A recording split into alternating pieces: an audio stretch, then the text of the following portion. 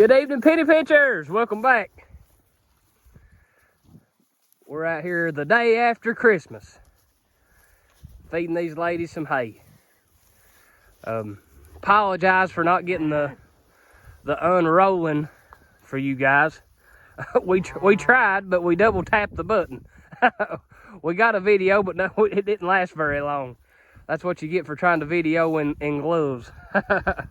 So my apologies for that. But we got several videos of the Greg Judy bale unroller, guys, and it's a fine outfit, I have to say. Seen a lot of posts on Facebook this past weekend here from friends and neighbors here in Eastern Kentucky where it was so cold that several farmers was out and their tractors gelled up on them. That's pretty much their diesel fuel freezing while it's right in the tank, right in the line, and the machinery won't run when that happens. But guys, that's just another attribute to this setup right here, guys. It's got to be very, very cold for those gas engines to fly. And guys, I tell you what, if the snow ain't so deep that little side-by-side can't go over it, guys, you're feeding hay. It don't matter what temperature it is with the Greg Judy bale unroller and a side-by-side. We have a question on what size mule we got right here. It's a Kawasaki. Oh, okay. It's a Kawasaki XC. Okay. Cross country. Dad's been watching your guys' comments and he loves reading them. So if you guys got questions or comments, you guys put them in there. Dad enjoys reading them. But he said somebody commented on what kind of side-by-side we got. Or right there it is. I think that's the replacement of what they used to call the Mule 610. 610. Yep. So I couldn't tell you honestly how big a motor it's got in it. This cross country is same size motor and everything, but the wheelbase and stuff sets up a little bit higher off the ground. It's about 2 or 3 inches taller. Yeah. That made a big difference. Yeah, that right there. When we traded in the 610 for this particular model, those 2 or 3 inches that it sets up higher made a big difference. Made a big difference. And I tell you what, this one had a windshield, the other one didn't. And that right there is worth whatever it costs to pay to put one in it. Junior's giving you the thumbs up. That windshield, guys, if you got a side-by-side that don't have a windshield, guys, don't ask the price, just go get you one. I'm telling you, they're worth that much. Before we get carried away, I wanted to show you guys where these cows have been at for the last 48 hours. We fed some hay Thursday down in this holler, and Dad and Mom came back Friday during that bitter cold and fed some more. But I just wanted to let you guys look at it.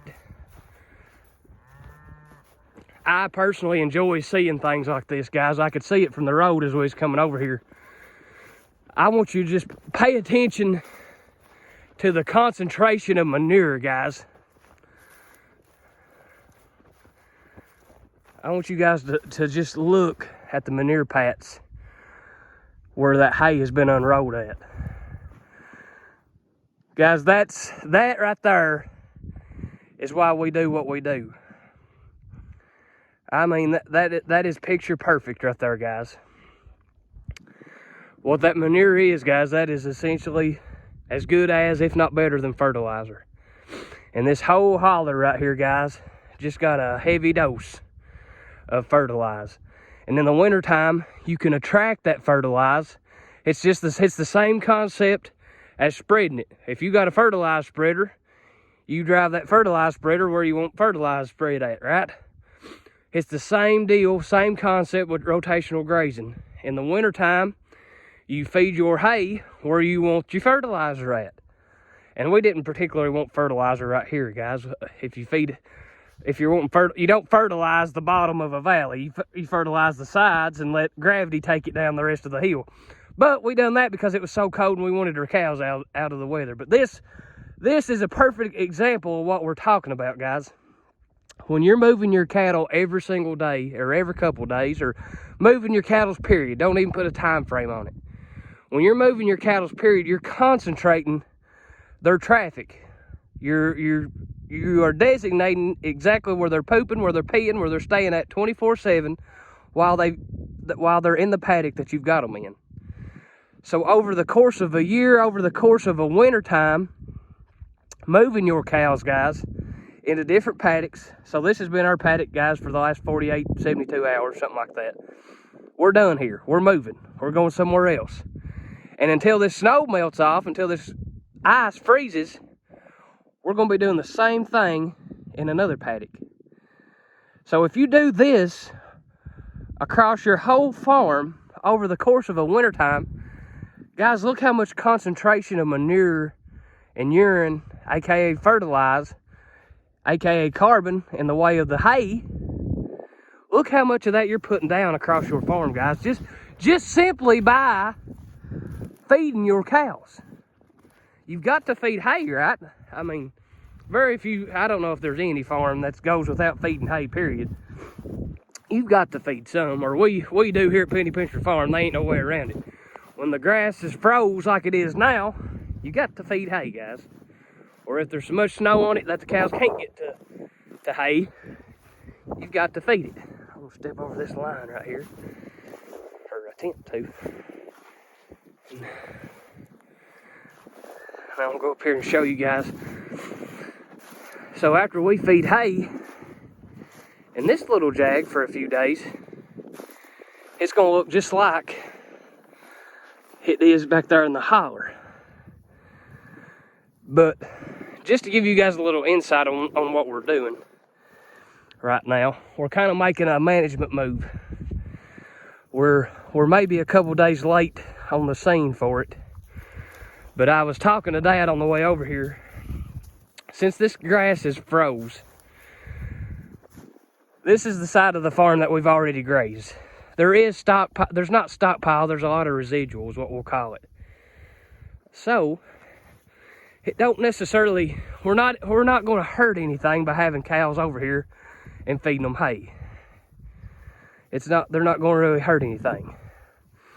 But if we turn these cows into a new paddock on our stockpile, this grass that is still frozen underneath the snow, every step that these cows make, they're breaking grass off, right? It's froze. They're stepping on it and it's literally breaking off. It's frozen. And every step that they break grass off is a bite of grass that they're not going to get in their mouth and in their belly and feed them. So our game plan that we're doing today, guys, is, and I said we're kind of made probably a day late and a dollar short. We probably should have done this Thursday.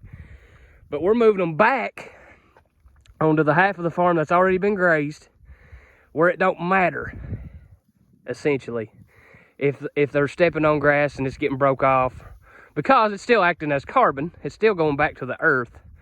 But in the wintertime, we want them to eat it, right? So that's why we're backtracking, essentially, is what we're doing right now. That's why we fed the hay on this side of the poly braid, guys, is to get our cows off of our stockpile so they don't step on it, break it, and essentially not get to eat it. They're not wasting it because it's going back to the earth to make more grass in the way of fertilizer, in the way of organic matter. But we're wanting them to eat it this time of year, right, guys? Because this is what they're eating. This is their food. So that's why we're doing what we're doing, guys. And sorry if that don't make a lot of sense to you. And I'm not necessarily 100% certain that if it's worth doing, if it's even a good idea. But it made sense in my little simple mind. Something to think about. Guys, comment, let me know what you think about moving your cows off of stockpile in extreme cold temperatures to keep from getting a lot of your stockpile broken off. And like I say, that may not even be enough to worry about it, but it was convenient for us, and no issue at all. They was on the edge, and all we had to do was just roll back the fence and let them over on this side. So no issue at all, no issue at all. But yeah, I'm gonna get off that soapbox. Junior's wanting to tell us something. Just a point of interest. All these calves and stuff and cows are eating here in this fresh hay that we just put out. But look here at these two that's standing by the wayside, picking through the snow, getting into the natural grass. Oh yeah. They're trying to get all the grass that they can. And guys, we said it's froze. There's some of it that's definitely froze, but there's some of it that's not froze. And that's what them cows, that's what we're saying here. Guys, if these cows have the option to graze grass They'd rather graze. or eat hay, they're going to graze grass. That's what we're seeing, guys. And you got your cow right over there. There's no hay over there. But that's what we're seeing. So, guys, there's really is something to this. Grazing 365 days a year. There's really something to this rotational grazing. So you have grass to graze in the wintertime. There's something to this stockpile and forage. There's something to it, guys. Because it's simply, guys, I don't know of any other way to argue it, except that's the way God made them. God didn't make a protein lick. God didn't make sweet feed and all that kind of thing for the cows to just go to the bin and get when they needed it back in the Bible days. They grazed grass. The buffaloes and all that type thing. They just grazed grass, and that's how the good Lord made them to do and provided for them to do it. They'd move every day. They'd go to a different spot to where there was grass. They'd eat it and not come back till next year. So essentially, that's the same thing that we're trying to mimic here at Penny Pincher Farm, guys. We're getting in deep today, I know. But I tell you what, when I see these cows, guys, I am so pleased because they're clean. They're got a good hair coat on them. That little heifer right there, guys, in the middle is good. She's got all kinds of hair on her. That's what's keeping these cows warm. Guys, if you're putting your cattle up in a mud lot, guys, and they can't get out of the mud, you're hurting them. You're hurting them. They're cold. They're going to get sick. When that hair coat gets mud in it, guys, it just flat out. When it gets cold like this, it hurts them. It really hurts them, guys. So it does my heart good to see these animals with clean hair coats, no mud on them. Ain't no mud for them to get in, guys. If you're not out feeding hay every day and hay rings and all that kind of thing, going through the same gate, going through the same spot every day, you ain't gonna have no mud. And that's what we enjoy probably the most here at Penny Pincher Farm is no mud. No mud at all, guys.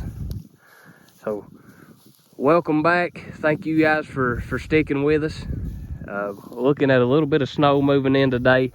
That's okay. We got plenty of hay. We ain't even got into this year's hay yet. We're still feeding off last year's rows that we had left over. But this is Penny Pincher Farm. Like, subscribe, leave us some comments. Let us know what you think about this little management move that we're doing, moving the cows off of the frozen stockpile, getting them back on the paddock that's already been grazed previously. That's not been staved for stockpile. Let us know what you think about that, whether that's a good idea, bad idea, or just a waste of time. This is Penny Pincher Farm, guys. Merry Christmas. Got New Year's coming at us. We'll see you guys later on. Have a good day.